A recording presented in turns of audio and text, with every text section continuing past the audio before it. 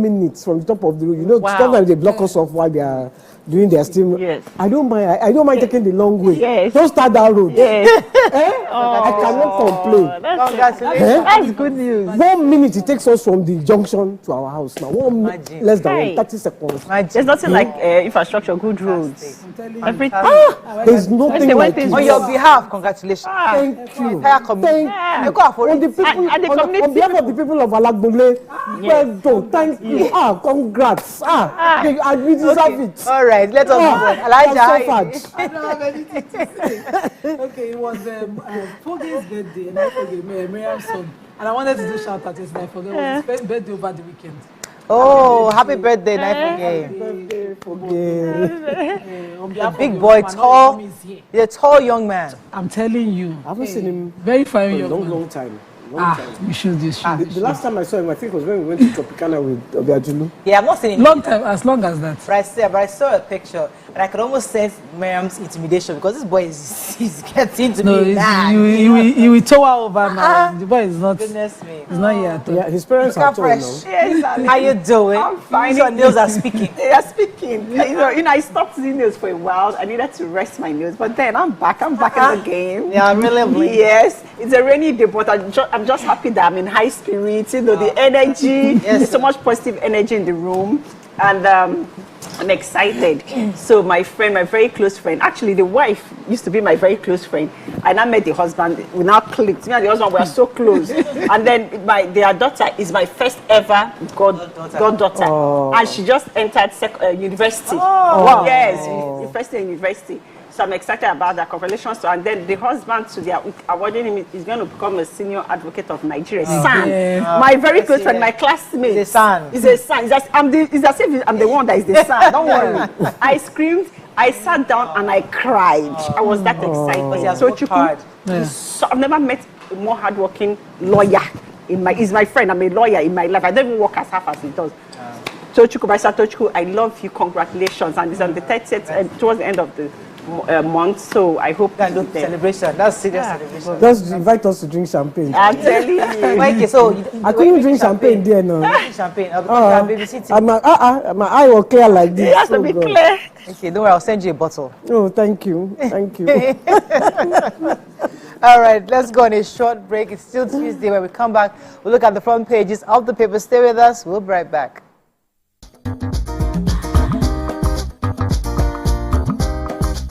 Stay tuned. Your View will be right back. Hey, my people, I greet you plenty.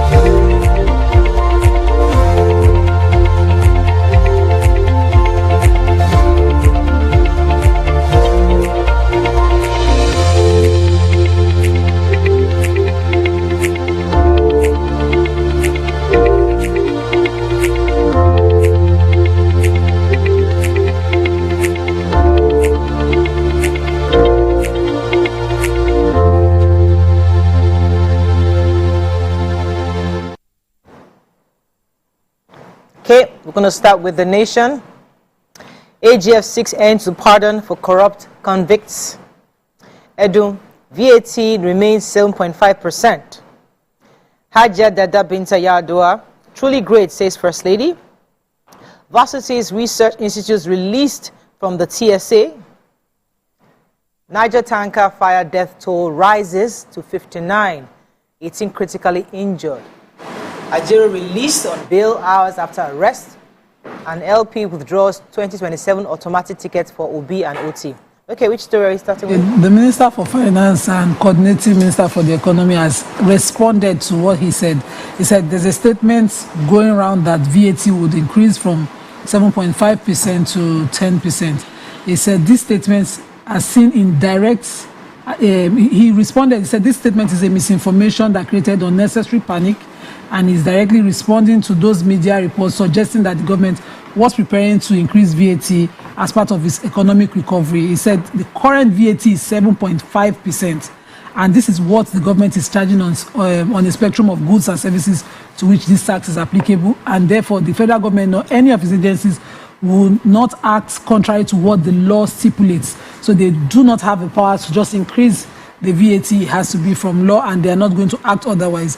So the story also took a report of how VAT had continued to increase per goods and consumptions from Nigeria, but he said the Bola Ahmed Tinubu's government remains committed to fiscal stability and sustainable economic policies, and they will not impose further burden on us. We hear that one new. He reiterated that Nigerians do not pay tax on basic goods and services, and we do not, that includes food, rent, transportation, healthcare, education, and the undergoing tax reforms by the government will not cover these areas. He added that all essential household consumption and businesses will be exempted from the VAT. So make we rest. The news is 7.5. Thank you. See, I'm really upset because it's like everybody's just doing everything at cross purposes.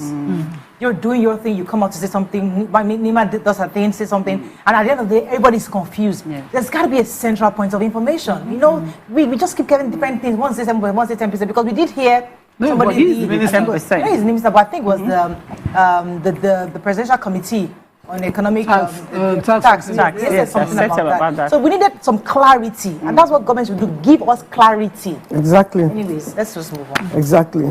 Another story So, in the nation. yeah, yesterday bandits attacked the primary healthcare center in, I wish Miriam was here, Kuyalo Birengwari. Did I get it right? That's how Miriam will say it. In the Kaduna State. They abducted 2 nurses and an unspecified number of patients. They said the bandits arrived about 9 a.m. They were going to the government secondary school that was opposite or nearby, and they found it empty. So they turned their focus on the hospital. They came with machetes, guns, everything, and there was a panic. Everybody ran helter-skelter, and they took all these people. In some papers, they even said they killed some people. Imagine that. It's a case of dead body get accident. Because how do you go to hospital and attack people who are already sick? And dragging them out. So when you now kidnap them and they can't take treatment, and they die, what is... it's so sad that they were targeting schools. So schools should ensure that they increase and beef up securities now that kids are going back to school. All right, so our First Lady visited the family of the matriarch of the Yar'Adua family, Kastina Hajia Binta Dada. She said, is truly great, according to the First Lady. She said, a truly successful and fulfilled woman is not in position or the wealth she has, but how well managed, how she managed her family, trained the children, left a legacy for the generations yet unborn, and all of these, the matriarch of the Yar'Adua family was able to accomplish. She saw her grandchildren, her great-grandchildren, and that is truly great. Senator Tinubu spoke during her visit to the family through former First Lady Hajia Turai Yar'Adua. She was accompanied to the Abuja residence of the former president, Umaru Musa Yar'Adua, with other people. I think it was Hajia Nana Shatima, that's the wife of the vice president, Mrs. Enomo Akpabio, Mrs. Salamotu Gbajabiamila, and others. So it was just important for her to be there also, just to commiserate with family. Okay, so I have a follow-up of yesterday's story on the petrol tanker explosion that happened in Niger State. As of yesterday, they said that the road safety people, while they were doing the evacuation, said 48 lives were lost. But now we're getting another update that it has now increased to 59.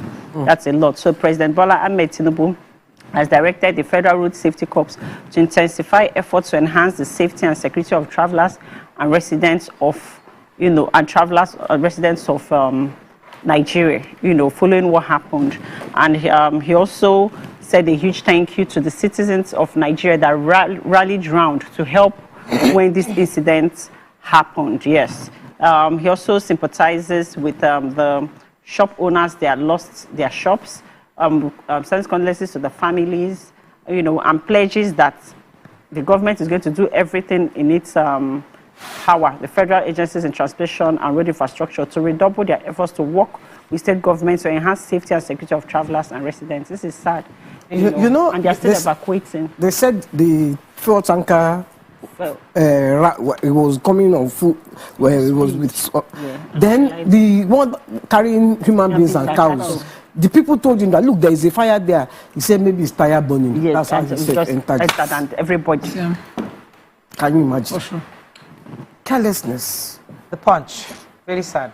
Nigeria's arrest saga, DSS succumbs to pressure as NLC plans still on. Nobody took NLC story. All of your time. No, we thought you were coming. Okay. Because I didn't see anybody's tight. Okay, 4 billion naira illegal arms. Lawyers absent, stalls, suspect arraignment. Government kill Anambra businessman over 10 million naira ransom and dump corpse in gutter. Telecom services risk disruption as 800 workers begin strike. AGF plans to abolish pardon for convicted looters. Enugu Bayelsa Akwa Ibom lead as mpox spreads to 21 states. And fuel landing cost rises. Marketers fear high Dangote petrol price. Okay, story. Okay, I have the 800 workers, telecom workers. Now that one consigned the matter on ground right now. So these 800 workers are from the Private Telecommunications Senior Staff Association, and the union is largely made up of contract staff. They are warning of a massive disruption of telecom operations already. Maybe not the disruption of the experience, but they went on strike since Monday, and they are demanding reinstatement of some of their sacked workers, recognition of their union, improved working conditions, and remittance of membership dues. This is like a Pengasin building up.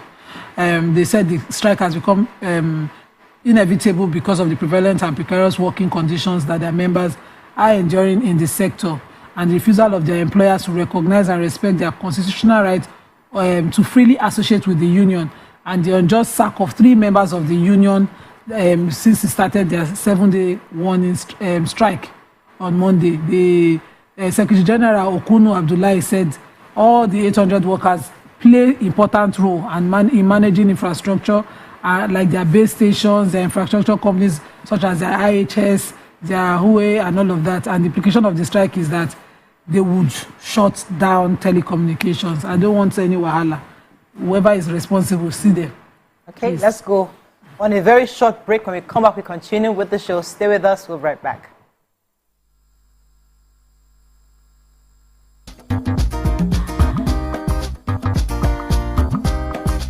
Stay tuned. Your view will be right back. Hey, my people, I greet you plenty. My name na Chika Okeke. My name na Uwi Balogun. My name na Damilola Banire. My name na Moyo Faraway Ahmed. If you also call me Moyo, listen. And this na Abigail. And I dare on top your view pigeon. I'm going to bring you bass, boost. I don't get person will be single mother before. He carry another man show, say, now my husband be this. This na wetin you want. After that day, the man You no go see disappear. am again. If you snooze, you lose. If you miss this show, you miss out. On top this our show, I not dey gree for anybody. When you dey friend the husband, you not see sign say the guy small thing, you don't vex, don't give him signs. If they look for person we go give am to you, fact as it be. Men no dey ever get fault. If baby not dey for her, na the woman. Talk no dey be person you make person no fit talk true inside. But for this country, we know say if we open curtain in the morning, wetin no good, no good. Me and my sisters, hey, we go tanda gidigba for inside studio to give una all the latest information. Husband, we no even take responsibility for the children. Leave the man. And that's some warrior.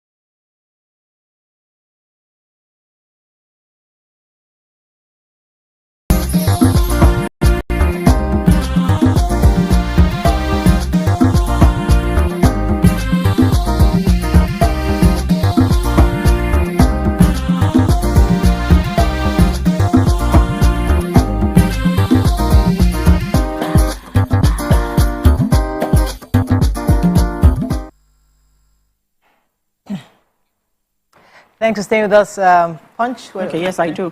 So the Attorney General of the Federation and Minister of Justice, Prince Lateef Fagbemi, has said those found guilty of corruption should not be granted state pardon. He also advised law enforcement agencies against shoddy investigations and tasked them to have their facts before summoning anyone for questioning. Because he said that most times when they bring about bogus claims, instead of like bringing up to 50 counts, make it 5 or 6 and be sure about it so that you can actually get the person.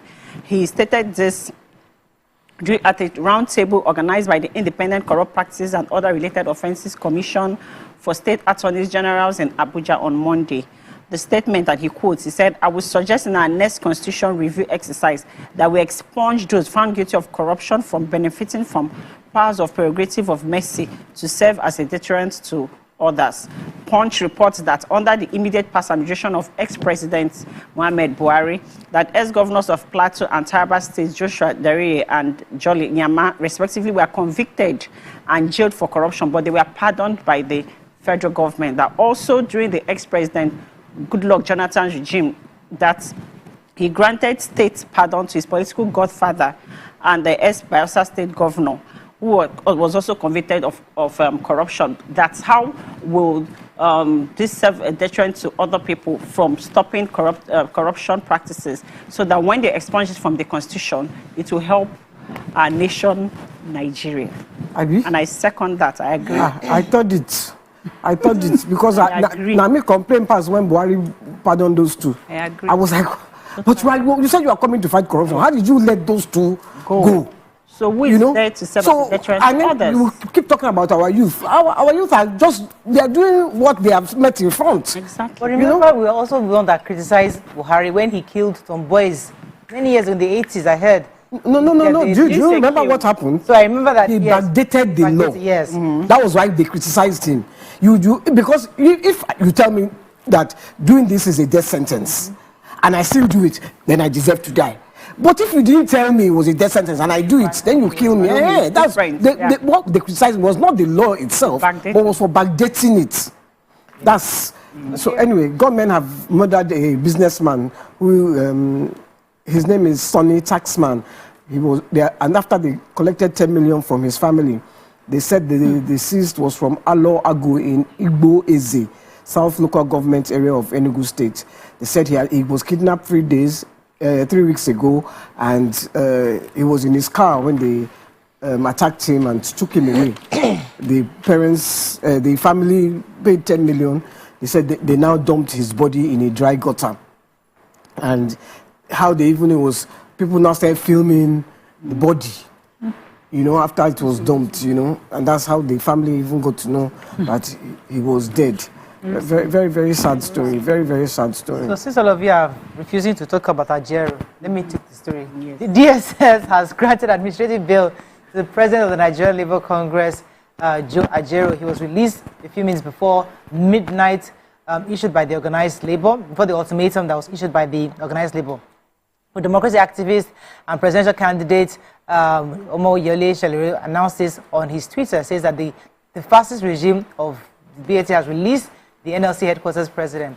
People, the Democratic Party, and New Nigeria Party, and other parties also following the administration, the president trying to get this story right. But the bottom line is that he has been released, and hopefully we'll see what happens after that. Just before midnight, yes. Because NLC had threatened. But I think for me, it's very important that the DSS come out with a story about why they are arresting, because people like us are going to start now looking. So you cannot criticize government again, because that's what it is looking like. Well, people have been criticizing government. They're not arresting a lot of them now. But don't we criticize government all the time? So we must also trust that the government is.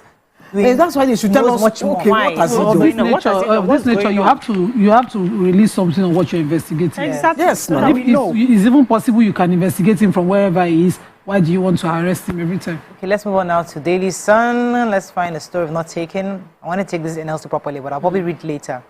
Igbo youths worried over Southeast governor's silence on Nnamdi Kanu's detention. No pardon for those guilty of corruption, says federal government. Bandits kill 5, kidnap 13 others in Kaduna. FG Exist Universities, the research grants from the TSA, that's tertiary, Oshun Monarch, 4 others docked over alleged illegal gold mining, and Shake Up as NAF appoints new branch chiefs, AOCs, commanders, and others. Okay, Okay, so congratulations to ASU as the directive written contained in the letter signed by the acting executive secretary of the National Universities Commission, Chris Mayaki, to about 6 vice chancellors dated September 6. The federal government has directed the exclusion of third-party research grant funds from federal universities and research institutions from the single treasury single account. So now these funds can be deposited in commercial banks by the researchers. These were some of the demands ASU had brought. According to the Minister for Education, Professor Tahir Mamman, had conveyed the President's directive to the Coordinating Minister for Finance, Wale Edu, mandating this exemption. And he said the directive grants universities and research institutions the autonomy to operate their endowment funds accounts in commercial banks by themselves. This is expected to enhance financial autonomy for universities and research institutions. So congratulations to us. So I hope this improves our condition. Let the researchers bring results and solve problems that are local to us. Yeah. So I have the Coalition of Southeast Youth Leaders has expressed worry over the silence of the Southeast governors after their promise to fight for the release of the leader of the IPOB, Nnamdi Kanu, who is still in detention. The President General of the Igbo Group, Goodluck Ibem, in a statement yesterday said that after the meeting that was held in Enugu State by all the governors, on which this was the majority of the talks to release Nnamdi Kanu, that till now nothing has been done. They are pleading with the federal government and the Southeast governors to hasten to this task because it's really affecting the economic situation of the Southeast. The sit-at-home on Mondays is affecting them. The federal government doesn't seem to be anything about it, and they are pleading that something should be done. This is how long now that on Mondays there's supposed to be a very, very active day in Igbo land, in the Southeast, for marketers, for traders, economic activities. Nothing is happening. Please, they are pleading. I have a question. What's the guarantee that if we release Nnamdi Kanu today, the sit-at-home will stop and economic activities will resume? What's that guarantee? Do we have that? Is it very clear? Yes, because they're saying that the only reason why they are doing that is like a protest. It's their own way of protesting that this should be done. So if this is done, then things can get back to normal. Remember that. People have not hijacked. They release him, at least so that wounds will heal. Heal, yes. You know, that's too long. For me, it's too long. It's too long. And you know, there's this division between the Igbos and the Yorubas that I do not like.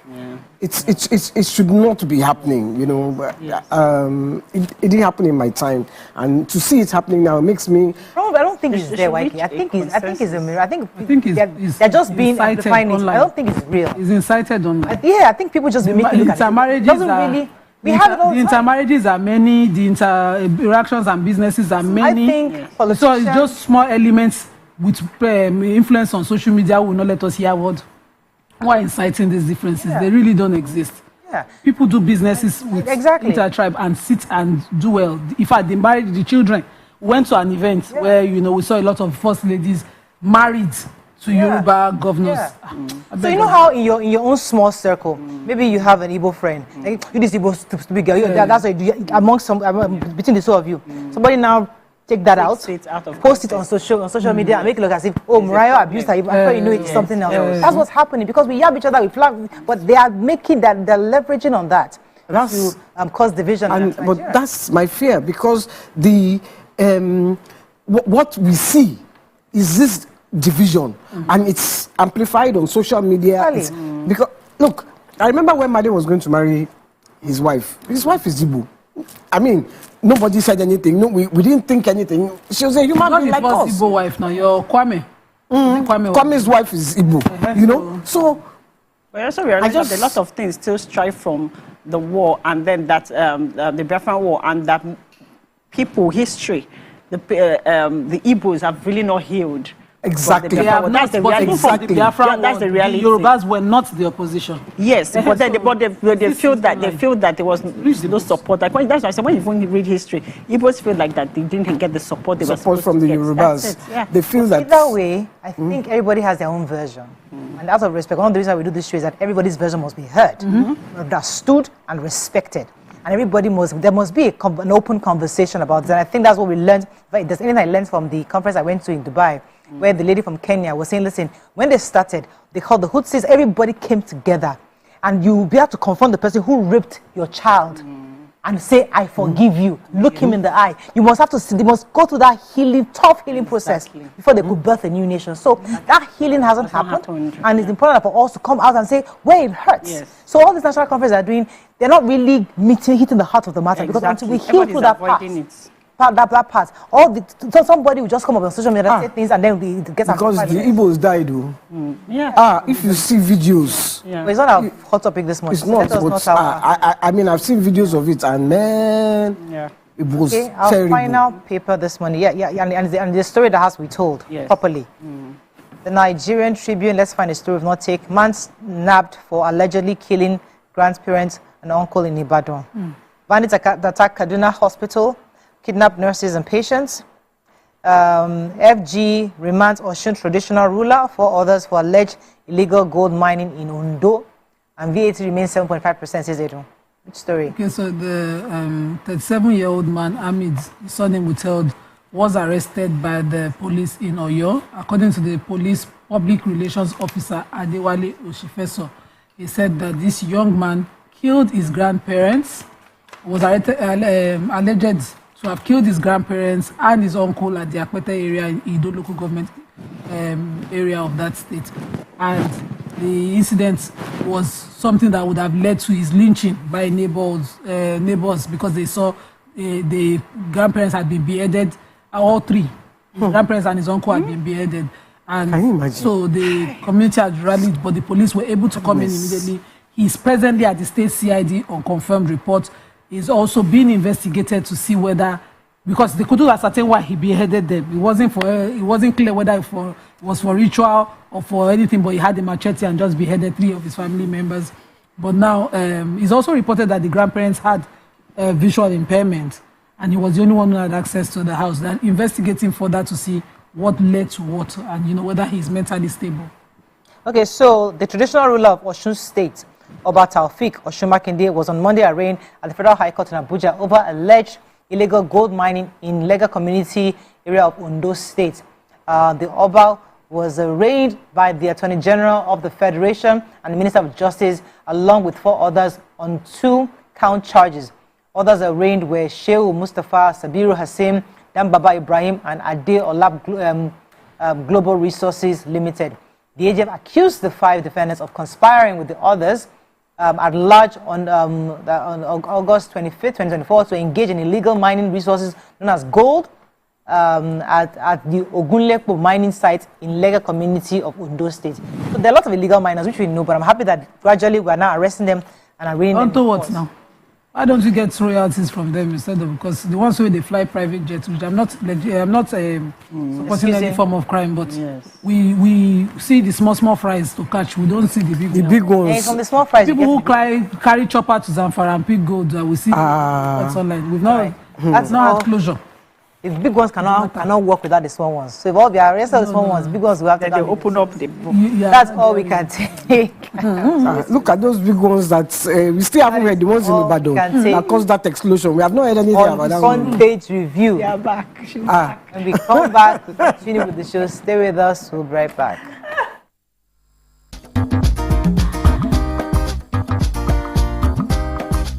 Stay tuned. Your view will be right back. Some say learning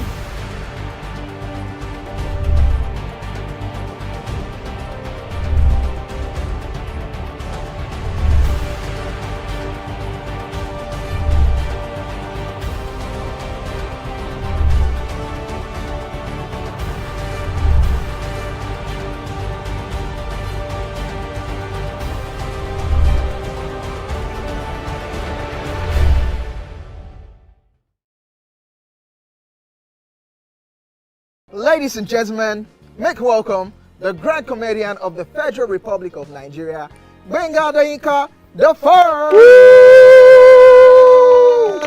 OJ right here, 7 of 7, like you already know. Gbenga right here, 7 of 7, like I'm beginning to know.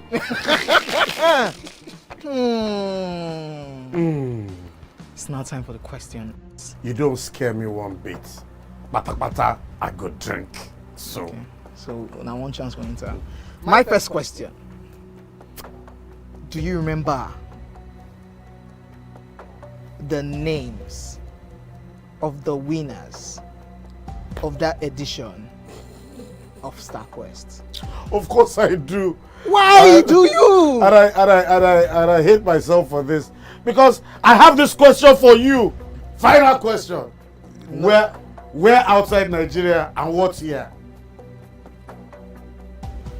Think you're the only one that can be wicked. I am thinking because I know back in the day. Don't think. Answer my question quick. You are thinking too much. I don't like it. The UK. Final answer. Okay. I said, God, please, let me to perform outside Nigeria. Wait. And God gave me a show in Ghana. Drink, my friend, drink. I know. I don't overthink this thing. See where I can. Yes, you overthink them. I would say you should catwalk. Let's catwalk now. Where are we? No, that's not catwalking. That's good talking.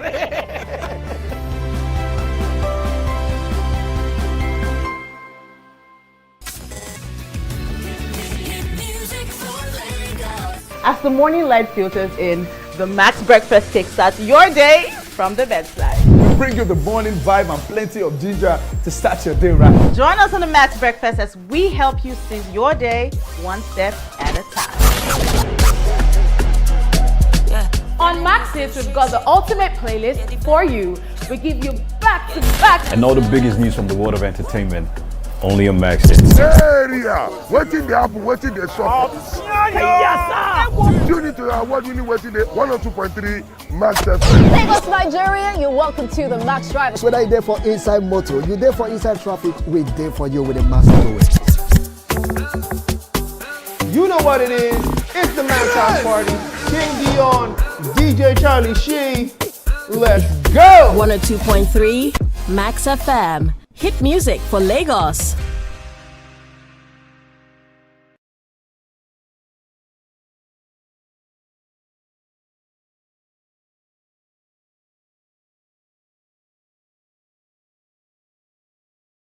Ladies and gentlemen, make welcome the grand comedian. The Max Urban Gospel Chart Show.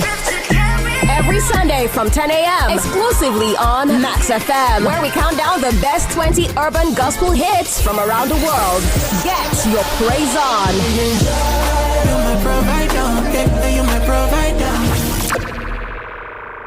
Good morning, Marina Station and all the passengers. Efficient, it's comfortable. This development will go a long way in reducing congestion and emission. The trains are a long-term solution to Lagos traffic challenges. This is where we take the final, decisions on policies, programs of government. I will have to ensure that, the narration of Lagos as a PLC is taken very, very seriously. This is a major pedestrian bridge linking Oyinbo here to Apapa Road over there. With this overpass, we are providing what we call permanent solutions.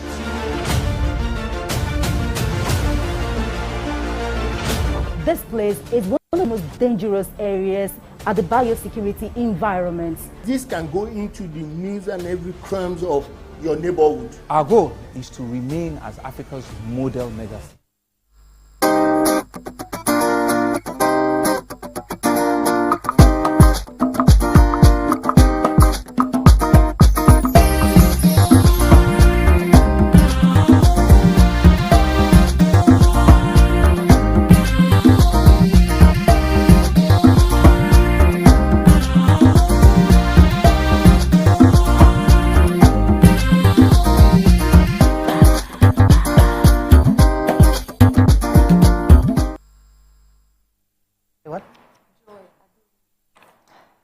Thanks for staying with us. Join us on the show right now is a social innovation expert and convener, Inspire Lagos Food Market, Abiola Adebajo, and Joy Adewuyi. And she's a business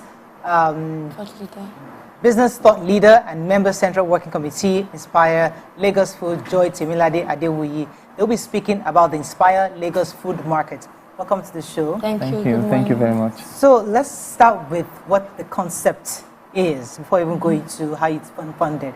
What does Inspire Food Lagos mean? What is Inspire Lagos Food Market is an innovative initiative for people to be able to get food, affordable food this time around across Lagos State.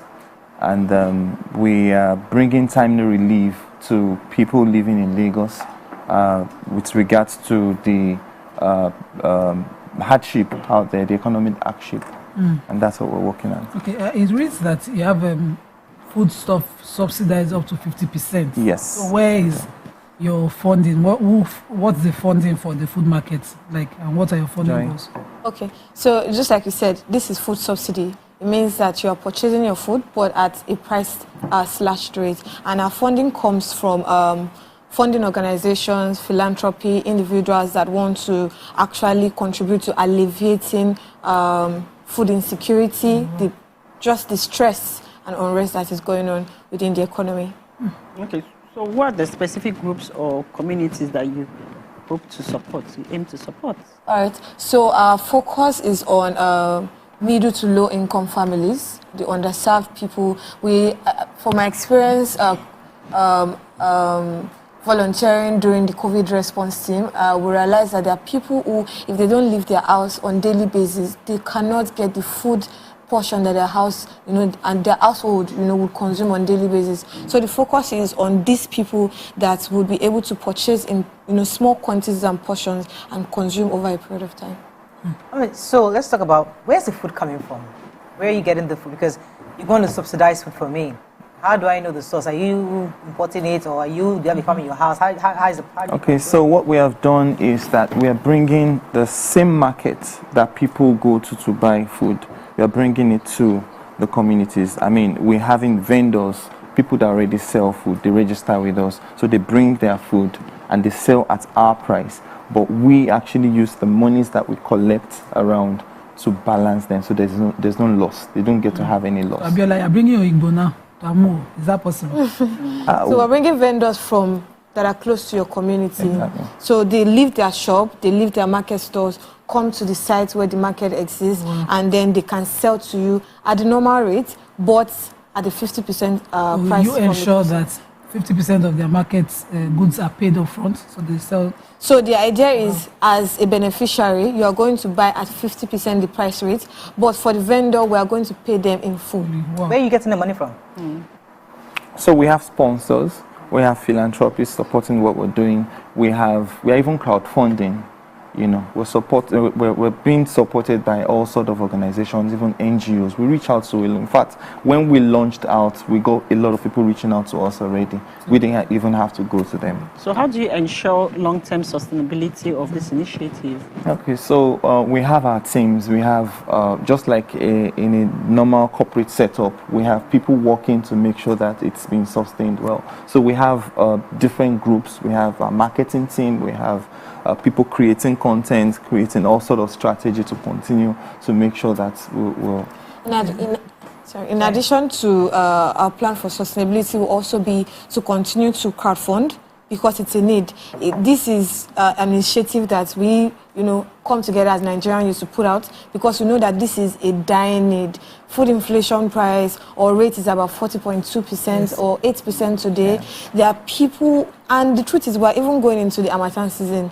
If you are not eating, your immunity is not going to be so high, and then you're going to also get sick over time. So sustainability is continuous, access to aid from different people, volunteers, sponsorship, development agencies, and so on and so forth. So I'm looking at your logistics. It takes, there's no how for any business person who sells food, you put some cost inside, and logistics is one cost that spikes the cost of food. So how do you help these marketers carry their goods across your local governments that you're intended, what's the cost like, and who is bearing that? Okay, so some of them actually come from same local governments. They don't necessarily have to travel from one local government to the other. We have vendors all across everywhere, so they actually know how to transport their stuff. It's just a day market, so they just find a way to. That means prices was varied. For instance, I live in Amu, but I shop in the Ojo. It's cheaper. Sometimes I shop at my 12, it's cheaper. Because if you shop at Abuja Market, you have a certain bank account. So if you were bringing marketers from that place, how would you control pricing to be equal? Okay, so I would like to talk about the fact that these guys don't get to have losses at all. Someone that is in his shop selling rice, for instance, would probably sell like a bag or two within a day or two. But at our sites, they are able to sell up to 30, 40 bags, and they are not making any loss. So they are actually happy to come, regardless of whatever costs they put in. Do you understand? So they actually make a lot of. Let's talk about community engagement. How do you plan to get people to know that you exist? How do you plan to be part of this initiative? So from our first experience at our press launch, we realized that it's so easy for us to find people. Because when people hear you're buying chicken at 50% the price, they are like, where do I find this? In fact, one of the products that got finished was yam. Everybody wanted to buy yam because they couldn't believe the price at which they were going to buy yam. A chicken, 1 kg of chicken was sold for about 2,500 or 3,000, 2,500. You said what? Yeah, and that's exactly how As in at something. I bet where is the place? So we're moving around. That's how good it can get if we get the help that we Joy, help me understand. So Inspire Lagos Food Market, you're moving from community to community. Yes. So for example, you say, on Monday, I'm coming to Shofelo. Exactly. And I'll be here. Yes. And everything we are selling here is at 50% off. Yes. Exactly. How do we know that? Are you doing the media campaign? How we know? Of course, the media campaign, we're all out on the streets advertising, at least like a week before we get to a location. Everyone already knows. Is there a schedule we can follow? Us your social media. My miss, is there a schedule we can follow? There's actually no Mondays, schedule. there are these, on Tuesdays, there are here. There's actually no schedule. We just announce, it's usually weekends. Either Saturday or Sunday. We liaise with the local council. We plan everything with them. In fact, today we're meeting with another local government. We're planning already for How do you manage local crowd? government. Because there has to be. How do you manage Crowd, the crowd? Okay, so what we have done is all our vendors, like for rice, it's not one place. You're not buying rice in one place. We have like 10 vendors for rice. We know the quantity that for instance, we're doing 200 bags for a market. So each vendor is probably bringing 20 bags, another one 20 bags, another one maybe just 15 bags, according to their capacity. So the same thing applies to all the staples, all the commodities. So it's spread across all we're using a very big space. So we have our way of setting up, and we have volunteers helping around. For one marketplace, we have probably like 120 volunteers. We have security in place, we have health guys in place, we have everything in place to make sure that there's no stampede or there's no, and all that. Yes, so okay, let's talk about impact measurement. Yeah. So how do you measure, or how are you currently measuring, and how do you plan to, continue to measure the success of each one that you do, each of the Inspire Lagos food markets? Okay, so we actually have budget for each marketplace that we're going to, and then we also make sure that, of course, we know what we're planning for, and then we plan ahead very well. And another thing is we're partnering with some data agencies like LASRA, for instance. We encourage all our beneficiaries to get LASRA. In fact, if you don't have LASRA, you may not be able to shop at our market. So that way we already know you. Do you understand? So we can measure our impact through that very easily. Also, the numbers of people that we aim to reach over quarters, right? Because we're planning to run this for the next 18 months, right? So for each quarter, we aim to be able to have reached up to 150,000 families. At the different least. communities. What does the future look like for you? Where do you see this? What's the idea? What's the bigger picture? Because I see you're trying to help people. What's the bigger picture? So as we project into the future, the price of fuel has currently increased. Yeah. So even some of the data that we say that we're working with currently is like old information because we don't know what is going to happen in the next few weeks. The price of tomatoes, we can't even tell what it is going to be. So this is something that is essential for us to have. If you have funds that you can use to help people, if you are in the diaspora, know that the relatives, the uncles and families that you know that a lot of them can't have their 3 square meals. And so we believe that Nigerian youths, we have to continue to come together to collaborate, to assist and help ourselves because it doesn't look like it's going anywhere. Food inflation continues to rise. 3 square meals was 20. Someone is saying that train has passed. It's now 2 square meals for the past, but now people are now struggling with one. I need to close this online. Adebanke Poroko says it's Poroko. Sorry, it sells 25% rate as Unilag. Why not make it 50% and make it equal? Because is there a variance between the percentage that you cut off? No, we did 50%. It's 50%. 50%. Strictly 50%. Let me have someone say you should drop your social media handle. So let us know how to reach you. How do they Inspire Lagos Food Market at Inspire Lagos Food Market. That's it. And then that's where people get all the details to know when next is happening. How do you get paid? How does money come into your your salaries? Okay, so we're basically running a social enterprise. If it were an NGO charity stuff, it would probably be free. Everybody come and take food and all that, but it's a social enterprise, right? So that's why we still actually collect money, but even though it is half. And every social enterprise have their ways of actually still maximizing profit. In our case now, we have stipend for volunteers. We make sure that we pay everybody around. So there's like a certain percentage of everything that we call it that goes into operational. So let me be so that I'll make sure that our viewers understand. So you are coming to the show today and you are telling us that Inspire Food Lagos is an entity that provides food, that sells food to us at 50%. Yes. Go to your social media pages to know where you'll be next. So for example, you might be coming to Festac tomorrow now. Exactly. So Festac will now find out from your social media the venue. Get there. All the things that we're going to buy there is going to be at 50%. And then everybody will be monitoring you to know where next you're going to so we can follow you. In fact, each local government, they definitely know when we're coming because a week to or 2 weeks to we're already everywhere. Said, crowd, because now that we are also then your view, I can guarantee everybody now knows. We don't want, because when I see crowd, I run away. For each market day, we are planning for 2,000, 3,000, 5,000 people, depending on how much funds we have.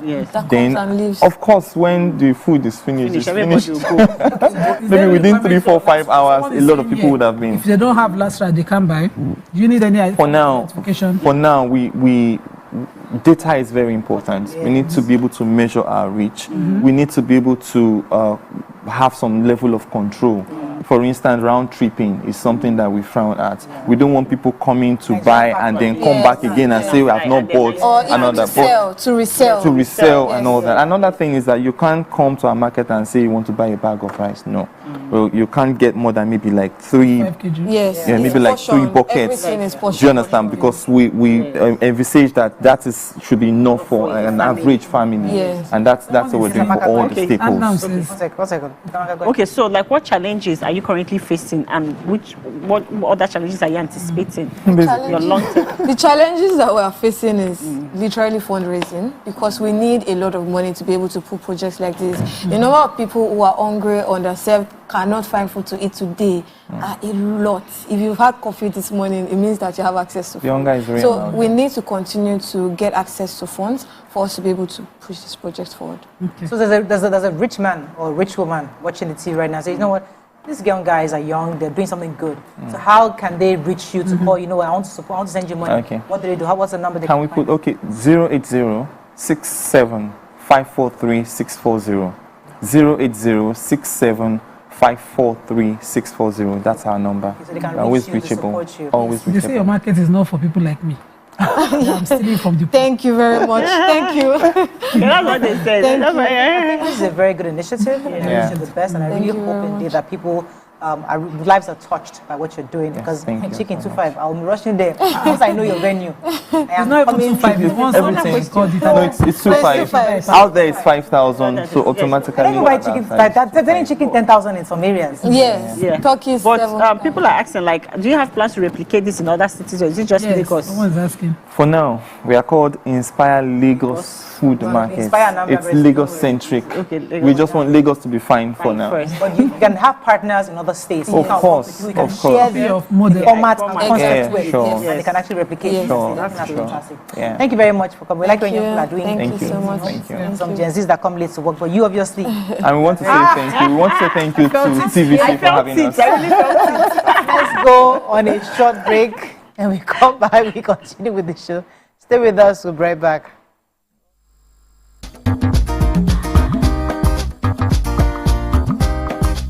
Stay tuned. Your View will be right back. Entertainment for me, first of all, I say it's a vocation. It's work for me. It's a way of life that brings about merriment, relaxation, and it's happiness. It's everything good put together. Anything at all just to make you happy, give you joy, make you laugh, make you dance. Entertainment is a way of life. What you want.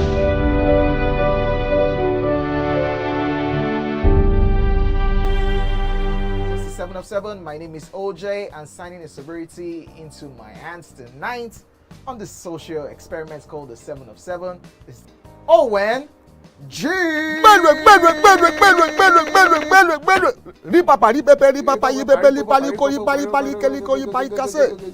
What is the name, or what was the name? You see, I want to make them better now. Rock Heart.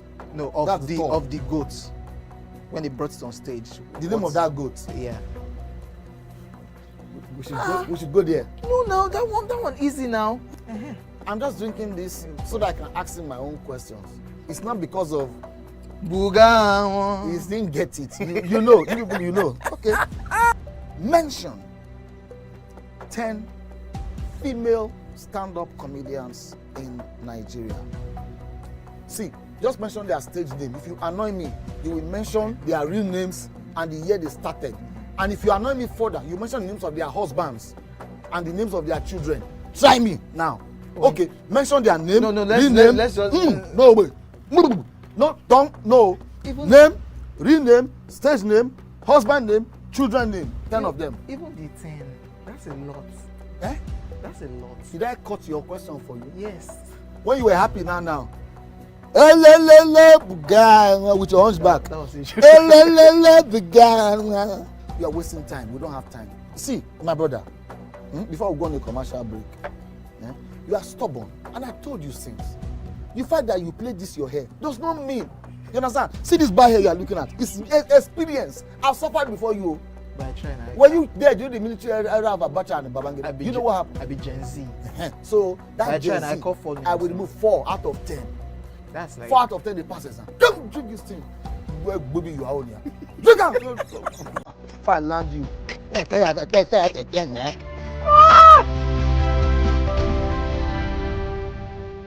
Entertainment to me is everything.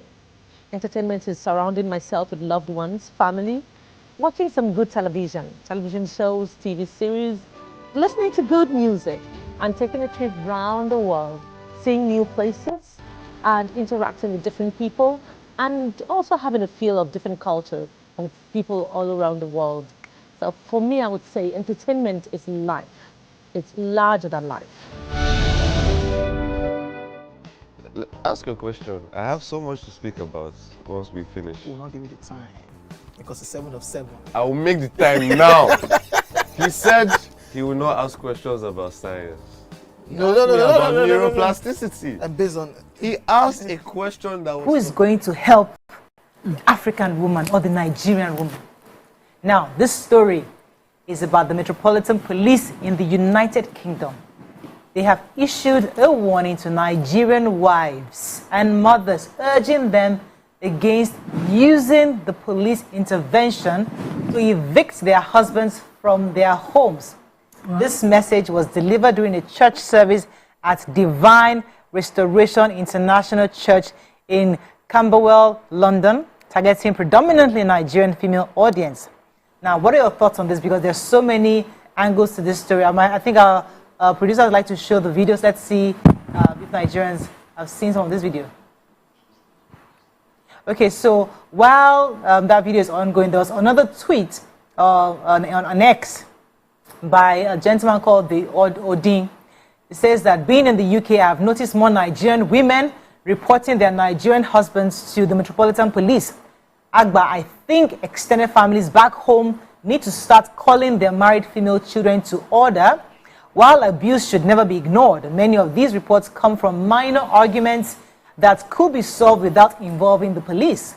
Some women use the police as a way to control their husbands, knowing that once a man is reported, his life can take a serious hit. What are your thoughts on this? You can call us on the numbers on your screen, 081 0764 1679, 090 241 63440. You can also tweet to us at TVC Connect. Please hashtag YourViewTVC so we can read your tweets. We'd also like to hear from our Nigerians living in the UK, and let us know your thoughts, because a lot of women, that's why I started with who's going to help the Nigerian woman, because the Nigerian woman usually, the average or the traditional Nigerian woman is takes a lot of things, a lot of emotion, a lot of jabs in her marriage, I would say, but she's raised to take it in, to be able to contain all the various emotions that come with marriage. Because listen, they tell you that the marriage is as in when you get married, it's like a university. You're going there, there'll be ups and downs, there'll be failures, there'll be triumphs, but at the end of the day, you'll be happy because your children would be responsible adults in the future. So when you now go to a community where women are respected, are regarded, you feel you have an opportunity to speak. And many of them then begin to use that system to be emancipated somewhat. So what are your thoughts on this? Let's start from the part of these policemen. I mean, for me, I want to state my personal view on this, and let me not express my personal view, because the man came, now brought Oyinbo people just to buttress his points. For me, this I felt that way too. I felt this is still patriarchy speaking, for my own personal view, because he knows he has a form of, calls Bob, calls William, he calls a few of his boys, let's go together to the Nigerian church and tell them, because he's now speaking the Nigerian patriarchy to Nigerian women. That's how I saw it. But what are your thoughts on this video?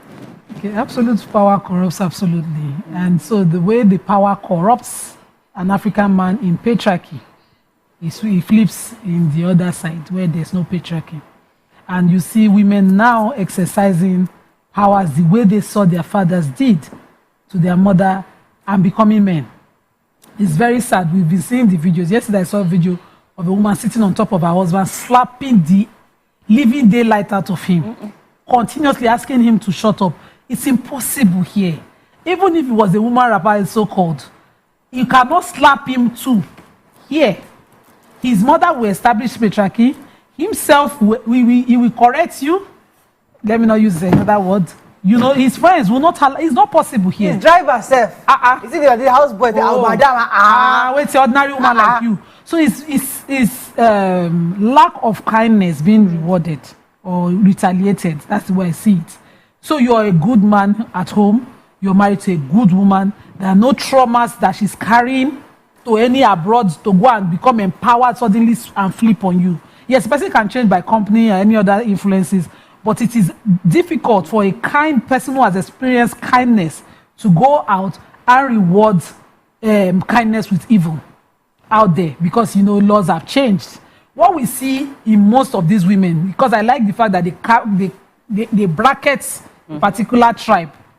This is the tribe that in some homes you are on your knees when daddy's sitting.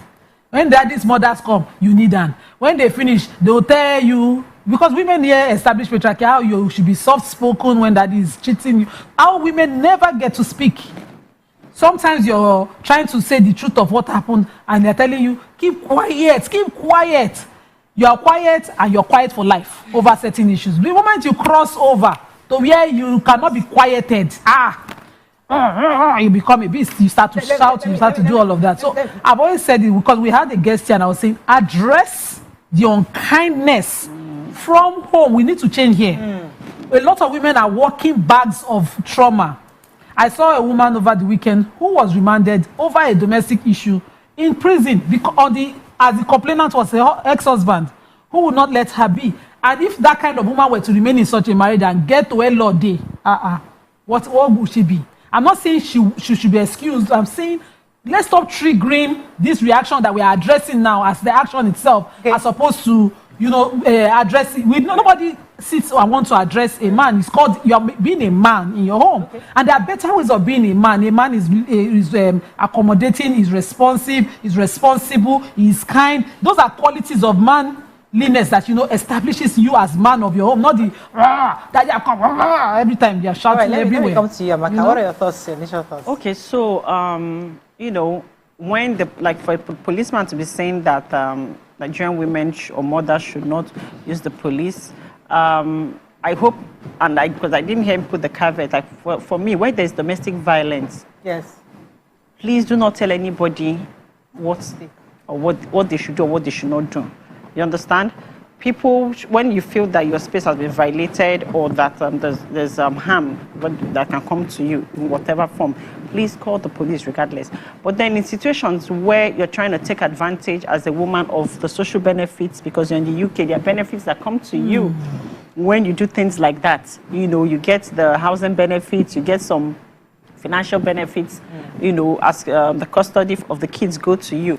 So if you're trying to do that, then that's witchcraft, as far as I'm concerned. And I also second what Nima said, like people are moving with a lot of trauma where you're already in Nigeria, you're beefing the man gets away with a lot of things, the man is not helping, and then you move over, you decide to jabba, and then when you get there, by the time people start saying one or two things to you, you now say, oh, wow, this is time for payback. Because the same thing happens in old age, even when you're in Nigeria or you're in Africa where there's an age difference. As not something you've not been kind to your wife and something happens and then you expect kindness from her, they turn on you. So, I keep preaching intentionality in marriage or relationship or partnership. Yeah. When you're kind or nice to somebody, automatically they want to be nice to you. And, we hear cases of bad marriages. Right. A lot and domestic, but then there are also good marriages. Do you understand? And if someone is enjoying a good marriage or partnership, whatever negativity another person wants to bring or energy to you or tell you, you can do this and get away, you don't want to hear it because there's something you're enjoying. You're enjoying a certain kind of energy and protection. Right. So, yes. What are your thoughts on this? With the policeman. First of all, I want to ask women why they take what they take from here. There is no need. Be who you want to be from here. It's not that when you reach there, because what has happened is that, and the man was pointing it out, what has happened is a lot of women get there, they now become Oga, drive the man out, then their children need a father. And so what is happening is our young kids are turning to the streets because they don't have that father figure. And that's what I understand about what this guy has said.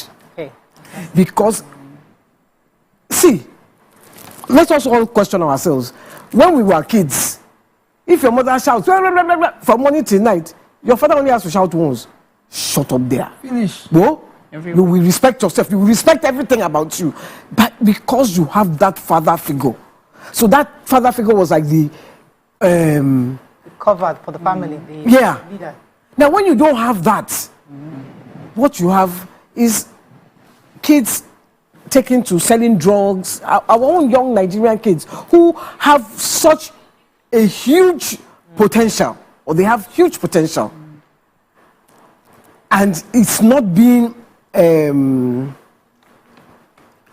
what's the word? Harnessed. Thank you. Because the women have decided, I will go it alone. I think if you are going to be what you are going to be from here, don't go there and start. Let me try to answer your question, YK, because I've been thinking of how to say it without saying so much. Well, you see, do you think... Now, I'd like us to go to the part of what that policeman said. Yoruba women. He was very specific. I know that anybody want to go... That's the tribe he was focusing on. Now, and I wanted to hop on that because I get a sense that for Yoruba women specifically, there's an invisible leash that culture has on us, tradition, that makes you hush and say, you know what, you keep things to yourself. Because there might be, there are possible other tribes don't have that kind of leash. I mean, I as a Yoruba, because I know that when I speak to maybe my Yoruba friend, there's a way we reason. When I speak to a non-Yoruba friend, there's another way they reason that I find admirable. I love your boldness. I love your confidence. I love that you can even be very, very expressive of how you feel. So sometimes, from what he's saying, because he's saying a lot of Yoruba women, there's this leash that culture has on you that you keep quiet. You now get to a country where that leash is no more there.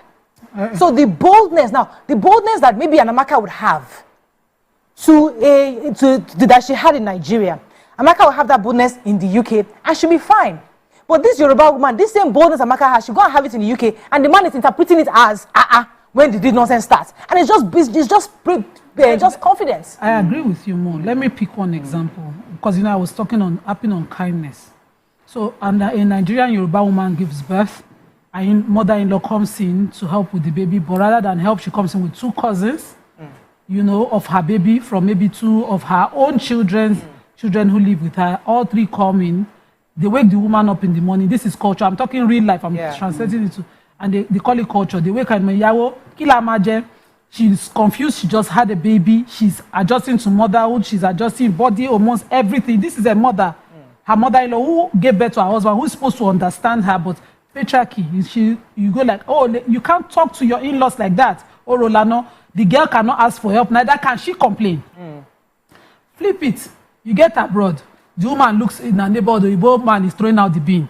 He's getting the groceries. He's making the food for his wife. The law here is different. Oh yeah, Debo, and cook for me.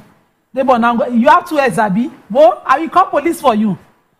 Can we have the conversation in Nigeria here before we reach abroad first? Yes. Thank you. Can the woman go raving mad and say, Debo, can you see I just had a baby? I'm bleeding down here. I'm bleeding on my chest. I'm tired. Can you help? Can Debo on his own, without being told, know what his mother went through when they born his younger ones, and be kind, so that the woman does not cross border and learn witchcraft overnight? Because when she puts up with, when she comes to him, say, no, I can't tell my mother no. No, that's my elder sister now, my big sister. How can you? The woman is looking, and our own mother will not say, let your marriage work. All of us went through it, too. She'll be looking. She now crosses. Hey, people get low. And then she becomes a witch overnight. Because the point is that I want to see that example he gave happen here first, because we're all hypocrites here. We're here keeping shush under culture. No, a woman doesn't say. You have witnessed something happen in your house, but it's your in-law that did it. Abused maybe a baby, and you want to tell Oga. Oga will say, you cannot talk about it like that. You now get abroad and see where they have a system, where they will pick up that nephew that came to stay with your house, abused baby. They will pick him up overnight. You now get empowered overnight. Somebody now comes and preaches. Because we are not addressing their causative triggers. Factors, we must address. Let me take Kenny. I'll come to you, Amaka. Thanks for calling, Kenny. You're live. Volume, please. Go ahead. Good morning, Kenny. You're live. Hello, Kenny's on the line. Yes, go ahead, please. Okay, thank you for the program. I so much appreciate the type of program you are doing this morning. There are so many factors. Almost 80% of Nigerians that move to abroad, especially UK, they have the intention of divorce their husband by the time they get to England. Reason being that just like housewives here, our culture in Nigeria is quite different from the UK culture.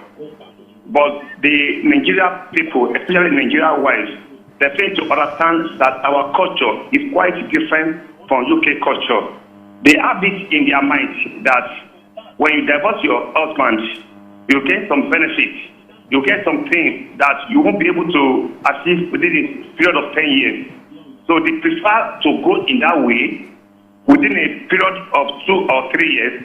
So when the husband is in Nigeria, so they'll be there in UK, turn themselves to a single mother. So most of the Nigerian women there, they have the intention of turning themselves into a single mother. Because if you're a single mother, you live in a free house, you have some benefits.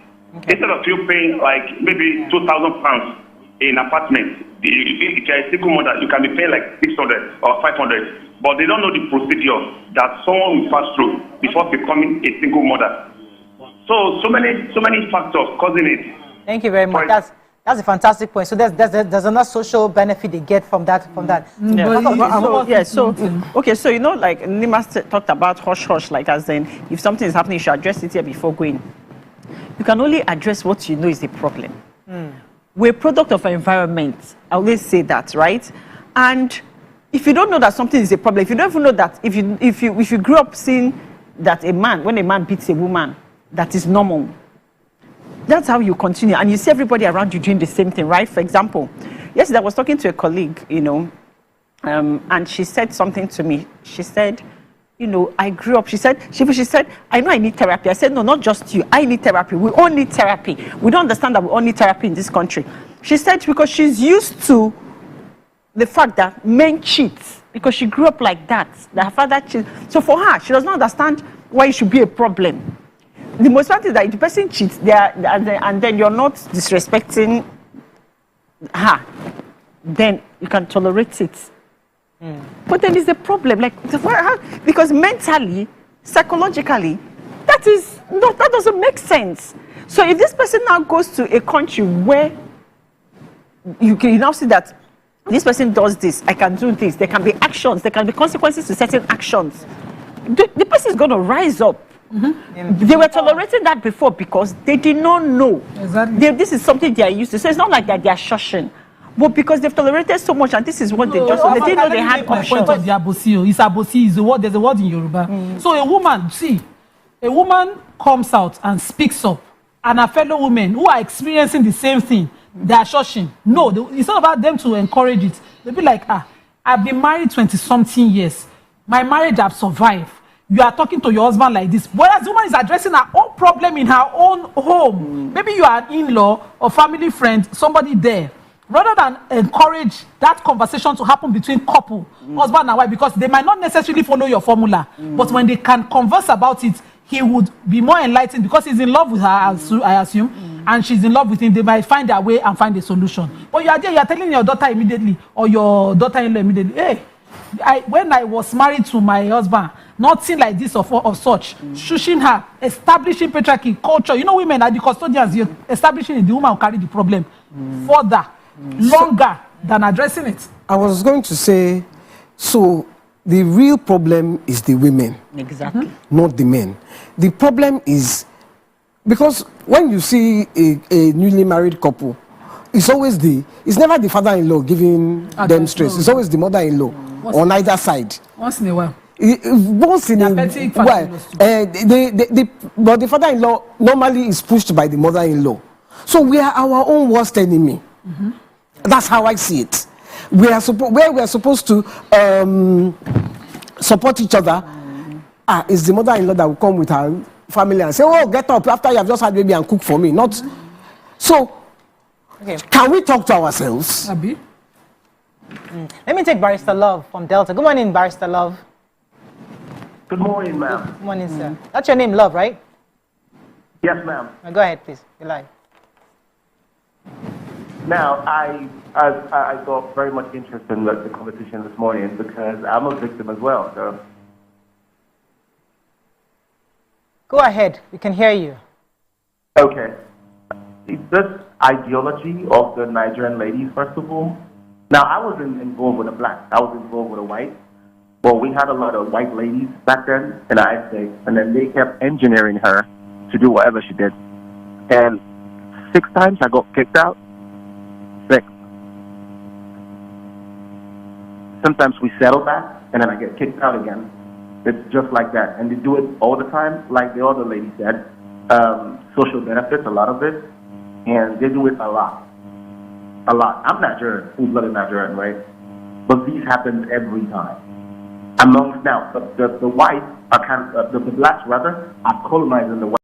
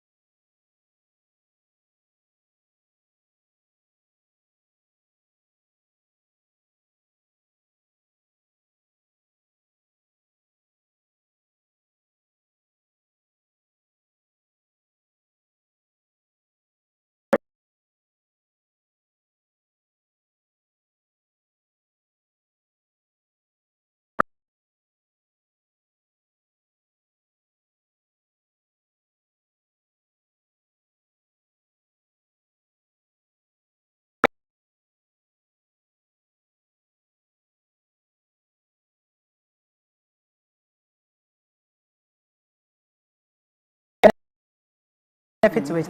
I remember I've shared the story when my father-in-law died in 2017, and my mother-in-law came to live with us, and my grandmother-in-law.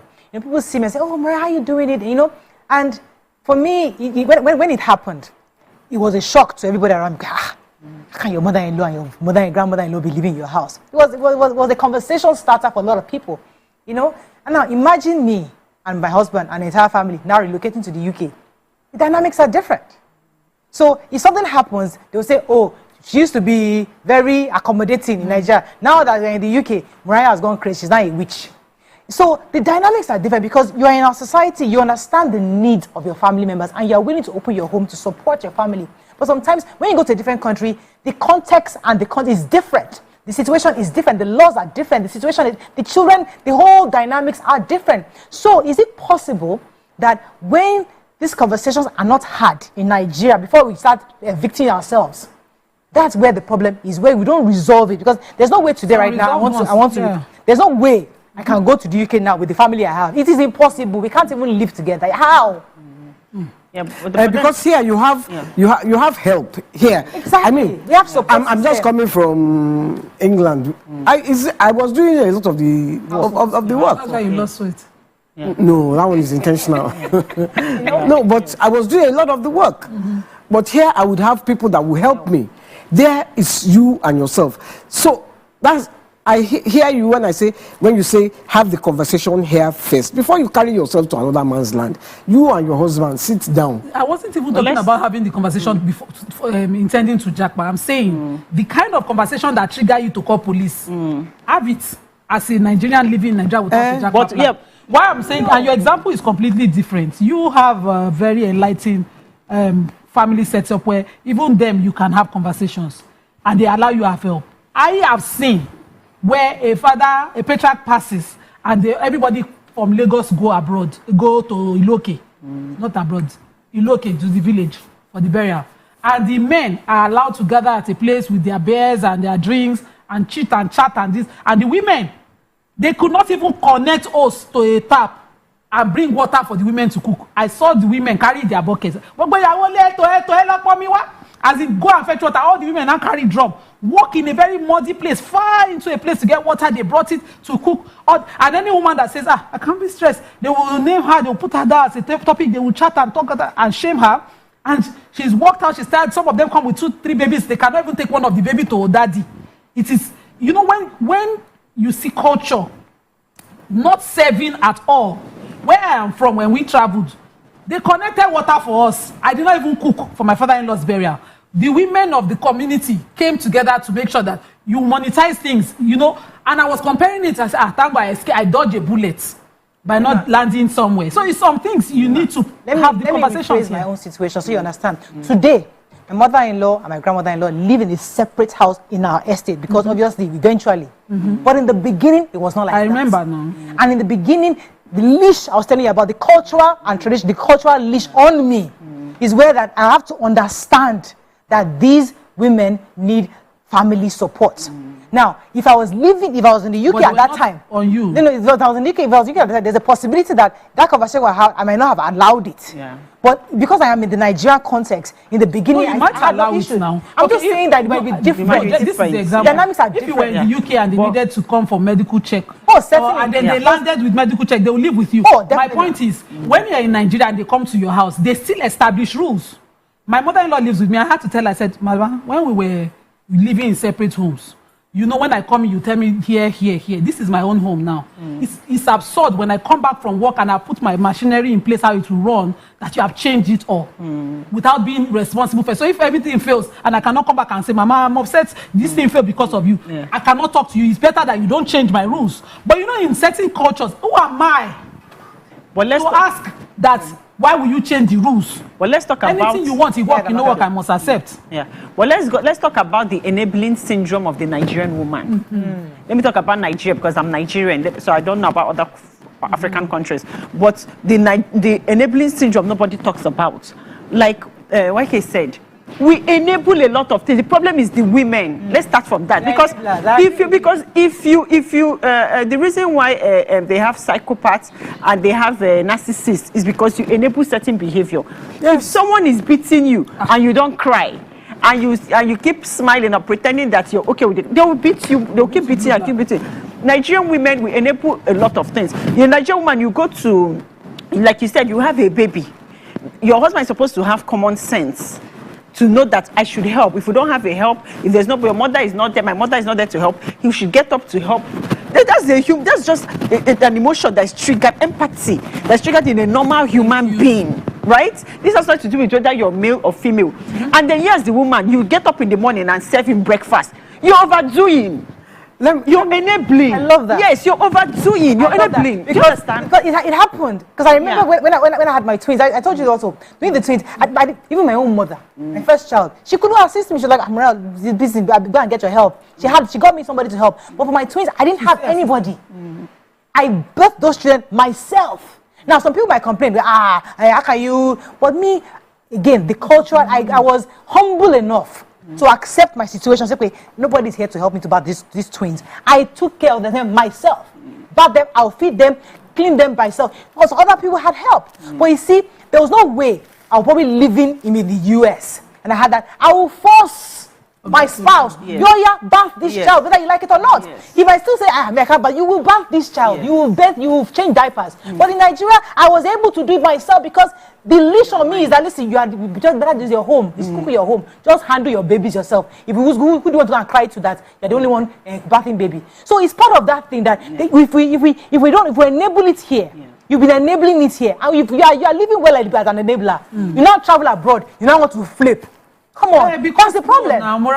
That's the. Has been enabling Nigeria. Keep enabling when you are going there when you go abroad. Exactly. That Mariah has hit the nail on the head because what you have done here. Yes. When you get there, the man will even be confused. Yes. You say, what's going on? I didn't bat baby in Nigeria. It's not America. You didn't complain. Bathing babies. You see, this is how women change. Then he will go to his friend. He will say, can you imagine this woman that did it? Nima, no, they greet me in the morning again. Before you for Nima, they kneel down. No, like that, Nima go kneel down. Be who you are. But see, YK, this our place here.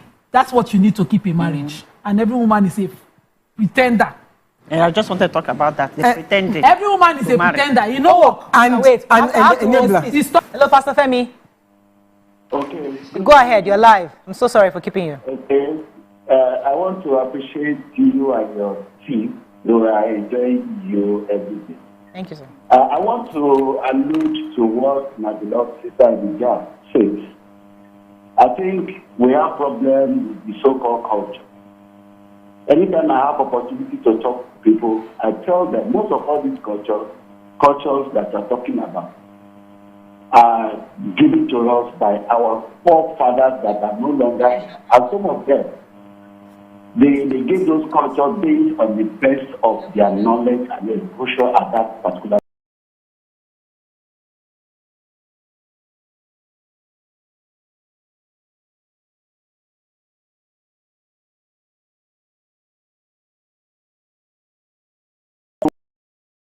As of home.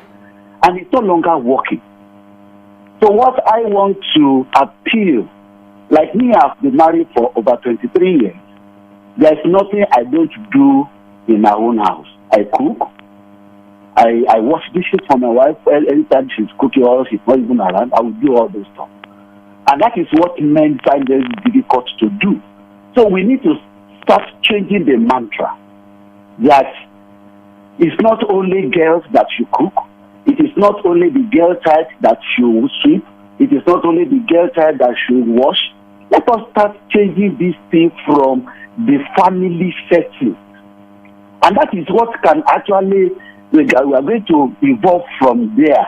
But now somebody, a guy that was trained, that is okay, men don't sweep, men don't cook, men Thank you so much, Pastor Femi.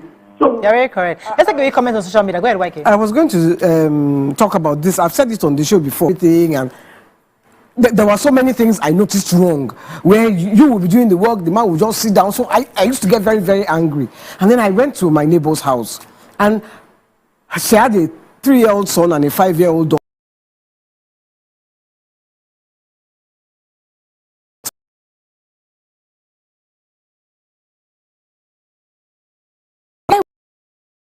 We go to the kitchen. My son, if I tell him to go to, he will be crying. He will be crying. So I was so angry. Hey, look at this is how they started. This is how they started. You're taking because your anger on her. I didn't say anything to her, but I was angry that she was.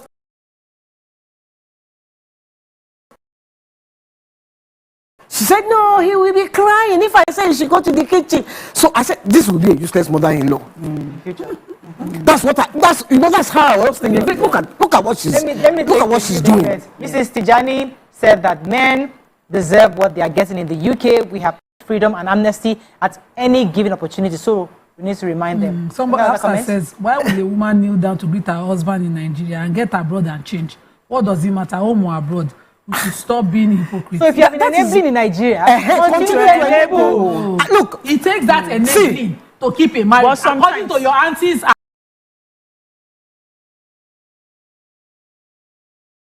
How many of us are our real selves? That is, I mean, look, there was one day. How many of us are I went out. I was in England. I went out, and I got home. My grandchildren hadn't eaten, so I was like.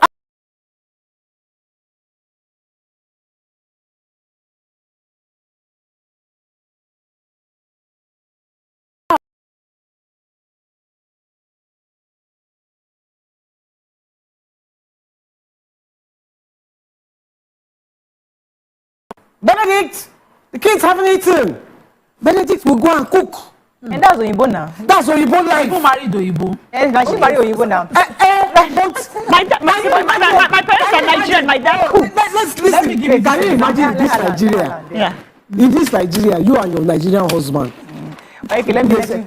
The mother-in-law will say, daughter, my son, my grandchildren haven't eaten. Can't tell grandpa. Go and tell husband. Husband! Go and cook. The whole house will scatter. Let me make you laugh. So I'm telling everybody that cares to know that my help is going this December. So the whole house, the kids, my husband, everybody's preparing. So he was telling his sister on the phone yesterday that Maria has been announcing that help is going. All of us have to start taking care of the children.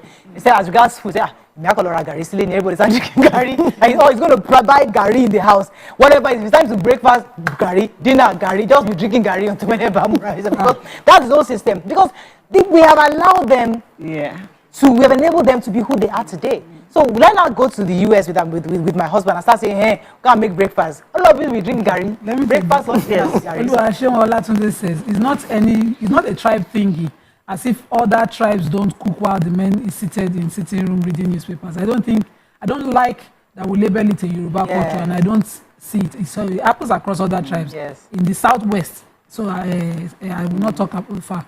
Let me not call the tribe itself. Yetunde says they just sing about it because they know it's not true. A lady may be lucky to marry a guy who did not imbibe that culture. This tribe thing, I have to go on a break. We'll break that tribe thing. I will break it down.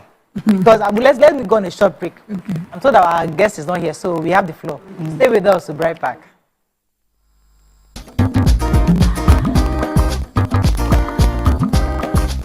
Stay tuned. Your view will be right back. Get ready to step into the heartbeat of your city like never before. Welcome to Events Diary, where every moment is a celebration. From the electric energy of Owambe extravaganza, to the richness of our culture, to the sophistication of corporate gatherings, Events Diary is your VIP pass to the hottest gatherings in Nigeria. And guess what? I'll be your guide, your style icon. Each week, join me as I transform from traditional chic to corporate sleek. Whether it's a birthday bash or a high-profile gala, you won't just see it. You'll feel like you're right there with me. Aww. From meetings to evening soirees, I'll be there. Or to the trendiest street festivals or to music concerts, Events Diary has something for everyone. So join me as we explore the vibrant tapestry of Nigerian scene, one event at a time.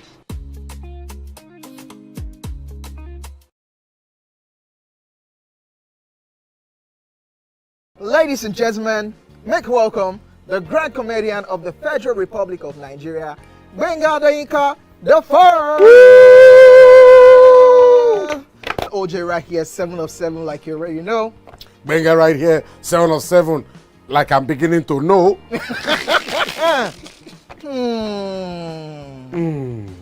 It's now time for the questions. You don't scare me one bit. Bata, I go drink. So. Okay. So now one chance for enter. My first question. do you remember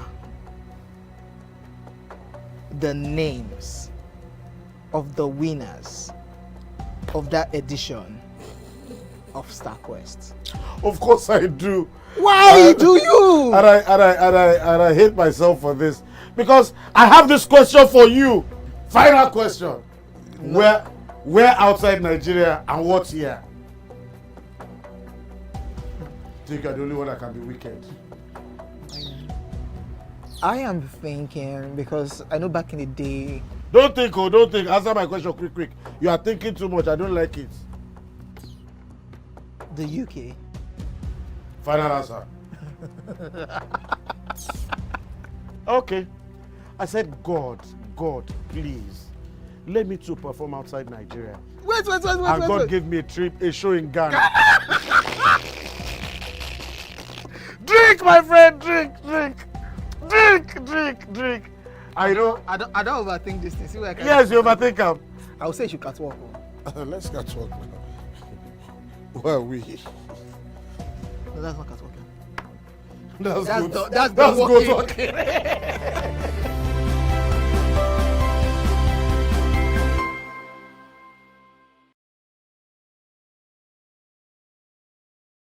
Ladies and gentlemen, make welcome pioneer Positive Force member, dancing queen of the 80s, non-conformist, Afrobeat historian in her right, and long-standing member of the multiple award-winning all-female show Your View, Omoyeni Yeni Anikulapo Kuti, aka YK Power!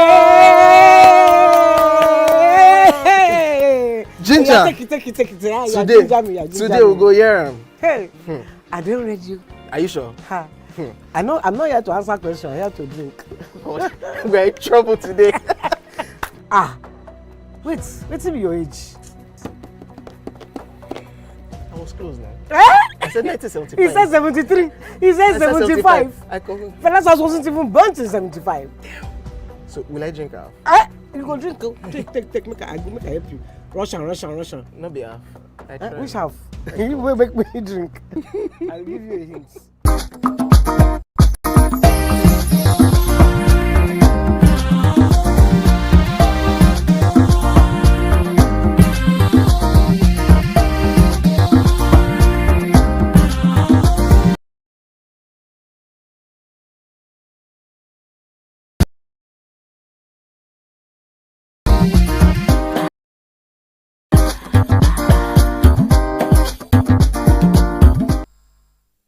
Thanks for staying with us. We're still discussing. I have a comment from engineer Ajibola Tijani. He says that the issue is an abuse of system which was meant to protect abusive relationships in the UK by our women. It's now more of a social status amongst them. I hope it will not be too late before they realize the evil behind this trend. According to the police officer at the church event, he says it has been estimated that more than 70% of the Yoruba women in England, Wales and Ireland are single mothers who threaten the fathers of their children with the police because of their welfare benefits. So that's an important part. You are taking advantage of the system. You are abusing the system just because of welfare benefits. That is penny wise pound. Okay, so let me advise the men. You know that we said something here that Nigerian women, that there are lots of pretenders, and that you have to be a pretender to be able to keep your home as a Nigerian woman. So Nigerian men in diaspora, you need to learn the art of pretending so that you not be kicked out of your house, so that you can sit down at home. Are you getting what I'm trying to say? I'm advising you people. So pretend to be yourself. Pretend to be nice. Pretend to love her. I want to read two different comments. One is on YouTube. Just Reason says, at YK, some women have also raised, single-handedly raised brilliant kids too. Nobody's disputing that. Then, Akiade, this is on Twitter, says, on X, sorry, the real issue is being bypassed, and that is the fact that the children are taken to the streets to live a life of crime. How does the escape from the Nigerian culture and the need for the women to feel free by reporting her husband now answer that question? Let's disabuse that. Fathers are important in a child's life. Yes. However, there are single women that have raised amazing children. Yes, exactly. Now, they found ways of doing that. You find father figures, either uncles, brothers, there are people around who can actually be a support, even pastors, even your neighbors who can be father figures. So the point is that let's not equate the fact that somebody is fatherless, there's no father in the picture, to bad behavior, becoming a bad child or behavior. The father dying, because the woman will not raise exactly. So let us not. Because I was a single mother, but of course my daughter had father figures, and her father was even still very present. That's the point in her life, because you can leave your husband or your husband can leave you, but he's still present in the life of your child. Because whether you like it or not, two people made a child. Exactly. Well, not now. There is artificial insemination. Yeah, but still, two people made a child. Two people have a right to their child. A child needs the balance of home, and he needs it in a balanced way. So an abusive husband is being seen by their children, and that can damage a child where the child is not doing well. So let's just be kind, really. In this whole thing, we have to kindness. Our guest is here. We'll have a part 2 of this, because the abuse part, we talked about it a bit, and then the genesis of it and how we are enabling. And I don't want to make it factual that we're all pretenders. Yes, some women pretend, but not all women are pretenders here in Nigeria. There are women who don't pretend. Amaka said, the women are pretenders. So men, you self start to pretend. Chicken, that's all we can take on this segment. But I think in a nutshell, really, we need to respect each other and respect the laws, and don't also understand that children are involved. So in anything you're doing, make sure that you first. Let's go on a very short break. When we come back, we'll bring in our guests from our Abuja studios. Stay with us. We'll be right back.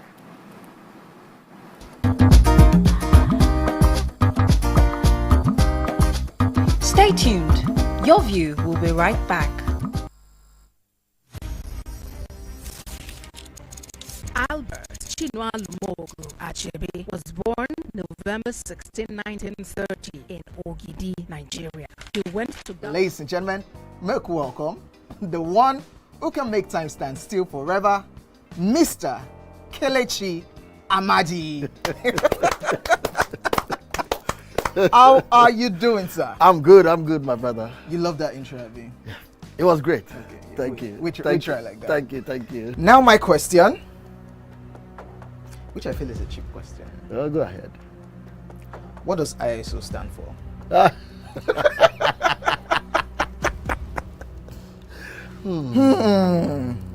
is it. I think I'll drink. No, you're joking. I'm not joking. Kelechi Amadi. No. Shay, you didn't whine me. You're whining me now. I think I'll drink. Huh? No problem. Okay. I've always known this as ISO. I never bothered to know what it means. I know what it means, but I never bothered to know what the acronym is. Tell me the brand of camera that I use, so much so that I even became an ambassador. That's very easy.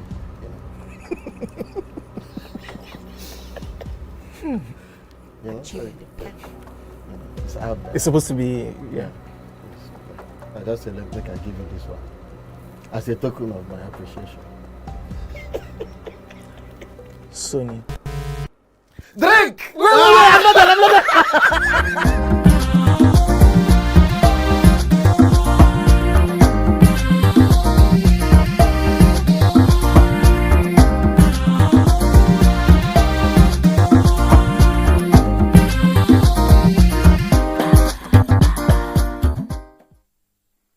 Thanks for staying with us. We have with us, join us on the series, the Permanent Secretary, Federal Capital Territory Health Services and Environmental Secretariat, Dr. Babagana Adam. He will be discussing the evolving health sector in the nation's capital and how the public health sector in FCT has improved under the Renewed Hope agenda. Also, we'll be looking at how the lives of the people in the downtrodden has been touched directly. Good morning, sir. Thanks for joining us. Good morning. How are you? Very well. So tell us what you've been doing concerning the health services in the FCT. In the FCT, from the inception of my mandate secretary, Dr. Adedolapo Fashawe, that was around August, September, we started the revitalization of the FCT health insurance, because that has to do with the vulnerable and indigent patients, the enrollment exercise to get them on board. Because at inception, the number of enrollees were not much. So we did a lot of campaigns so that we will be able to enroll, especially the people living in the area councils, part of the rural areas. And then we did some campaigns on blindness prevention, so that at least we reach at an outreach in Kuje about 3,000 of the populace. Then we also campaigned and vaccinated on the HPV, human papilloma virus vaccine. And then we collaborated and conducted some medical outreaches in Kuje during the first anniversary of this administration in June 12th, early this year. So it's about 3-4 months ago. And then we had the first ever integrated World HIV/AIDS Day, where we also registered people living with HIV, so that at least they can be part of the program, and some of the secondary infections can be taken care of through the insurance and make them able to pay. We also looked at the hospitals. We have 14 general hospitals in the FCT across the 6 area councils. We renovated under the leadership of Dr. Dolapo Fashawe and our Honorable Minister, His Excellency Nyesom Wike, CON. We also renovated the call rooms for doctors, so that at least we can make their lives comfortable, conducive, so that they can give service delivery to the patients, because part of the mandate is to ensure that 25% change in service delivery to the patient is a patient-centered kind of approach, so that we can improve their livelihoods. So just to name a few, we have also partnered with the IDB, Islamic Development Bank, World Bank, and the FCT, where our counterpart funds have been paid. That is to prevent malaria in under 5, that's 0 to 59 months, to ensure that at least the greatest killer of the children under 5 is prevented. This is just to name a few of the things we have done around since inception about a year ago. Hold on, sir. Can you give a figure of, the impact of how your policies that you just reeled out have impacted people? Do you have a number of people that you're sure in the FCT have benefited from this that you reeled out? So far, within the last quarter, because every quarter we do oversight a number of patients that have visited our hospitals, primary healthcare centers, and also our small outreaches that we conduct. I can tell you we have reached well over 250,000 Nigerians across the board, directly impacted on them. Okay, so we talked about medical insurance, and people hear about the amount of people that are signed up or not signed up, and people just hear medical insurance. Can you elaborate on what a medical insurance is and what it covers and the benefits to it? Okay. The benefit of medical insurance is a group of people, let's say like 100,000 people are paying to be given full insurance coverage. But most of the time, it is not the number of people enrolled that fall sick or get ill and get to the hospital. So those who are fit are catering for those who are unhealthy. So that is to say, if you go to the hospital, instead of, if you have a bill of like 10,000 naira, you will end up paying about just 1,000 naira, 10% of the total cost. So that gives you the benefit, reduce costs, and gives you health coverage, and it gives you all the services that you require. So that is the essence of the health insurance, is to reach the unreached and also make it cheaper and ensure that principle of universal health coverage, access to all, is achieved. Okay. All right. So I think pretty much the Nigerians want to know how you plan to continually communicate and sensitize the public on your activities. I know you're here today, but are there other ways where you're communicating to the more ethnic Nigerians that live in the FCT on all the various initiatives that you have? Right now, our Department of Public Health is preparing to go around the 6 area councils on chemo prevention of malaria and other activities. And as I speak with you, on Friday, 13th of September, at Buari Area Council, we are also going to a rural setting. We are preparing to go to the rural setting on Friday as from 9 a.m. to reach all the indigents and the vulnerable people within those areas. So these are some of the things we do. We do community mobilization, we do community sensitization, enlightenment, and we also visit the 17 chiefdoms within the FCT.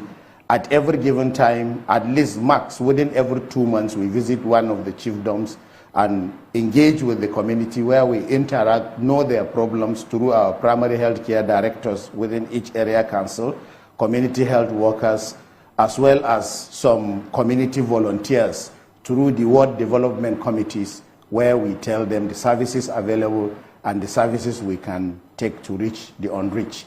So through that interface with the traditional rulers particularly and the world development committees, we get engaged and we plan for the outreaches. And the other one we are planning, like I said earlier, we're trying to do it on Friday as from 9 in Buari Area Council, where we will give services, dental, optometry, and other services that is required. There are outskirts of Abuja as well, like Suleja and all those places. Are you going there? Because one thing I've noticed is that we always deal with the city. We don't deal with the outskirts. We don't deal with the villages. So are you doing your sensitization there in those, like, all those outskirts? Yes, ma, because where you say Suleja, Suleja is not part of FCT, ma. Suleja is in Niger State. Okay. So, and the Buari I'm naming to you is just a border town between Suleja and Buari. So they had to reach, and the renewed Hope Medical Mission that Dr. Adedolapo Fashawe has been leading under the leadership of our Honorable Minister, His Excellency Nyesom Wike, is to reach the unreached. We go to like Rubochi, we go to Zuba, we go to Gwagwalada, we go to Kuje that I mentioned to you that we did during the June 12th. So we don't do it in the city center. Even within AMAC, Abuja Metropolitan, Abuja Municipal Area Council, we go to the outskirts, the suburban areas. We don't do it in the city center because we assume even in the city center we have services for them. So Buari is not the city center, but it's an area council that is bothering Suleja, and Suleja is Niger State. Okay. So with this issue of monkeypox that has been, prevalent now, what are you doing about it? Can you give us more updates on that? Let's know what's going on with the monkeypox that they've been talking about. The pandemic. I understand. And the monkeypox issue, our team, we have a surveillance team working along with WHO and the Federal Ministry of Health. I think recently they have even been at the airports and other states bordering FCT to see the level of preparedness. So the Director of Public Health, the Disease Surveillance Officer, and other epidemiology personnel are up, and they have been enabled through required logistics to ensure that these issues don't come in, and when they come in, they can respond to it at every time that it comes in. So they are fully prepared, we are fully prepared, and we have done the needful, and our checklists have been all dotted, and we are ready, and we have been informed every 24 hours on the situation in Abuja, FCT. Thank you very much, Permanent Secretary. We've been talking with the PEMSEC, Federal Capital Territory Health Services, and Environmental Secretary, Dr. Babagana Adam. Thank you very much for coming on our show. We appreciate all you've done so far and wishing you the best. Thank you very much, TVC, for having me. Glad to be here. Let's take a few comments as we wrap up. I know lots of people are trying to make some comments on our previous. We didn't take most. Let's take a few more to it so we can wrap up. Yeah, so Ugumola says, Amaka, men don't know how to pretend. Hey, I'm just reading that too. Imagine. Men don't know how to pretend. Lying and hypocrisy are natural qualities of women. But God flip very well. Remember that house in there? My father owned National Theatre. It's not a woman line. It's men line. It begins with, my first wife is a witch. It's you that will come and calm me down. It's a women line. It's a men line. It begins with seeking acceptance to the husband's family and transit to keeping a home. The UK and other Western systems are not designed to keep a home together. It intensifies family instability. But you know what? But isn't it men that have a password on their phone and they are talking? And they say national state of navigate them. What and they say they don't know. There's an important what Amaka said. Some men are doing it. When they go abroad, they have to they backcamp. They say they backcamp. Here we have to feed baby. Here we have to change diapers. Here we have to cook food, and they're doing it because they don't want jelly. Now it doesn't mean that once after the kids are now grown, they've gone out, and you're now in your 50s, and you're now say, okay, let us relocate back to Nigeria. They won't go back to status quo ante. That's why they might go back to status quo how they used to be before. With kindness, you are kind. Morning, afternoon, evening of your life. They are not changing. But this is the real message. Akinade says the real issue is being bypassed, and that is the fact that children are taken to the street to live a life of crime. I read that. How do they escape from the Nigerian culture and the need for the women?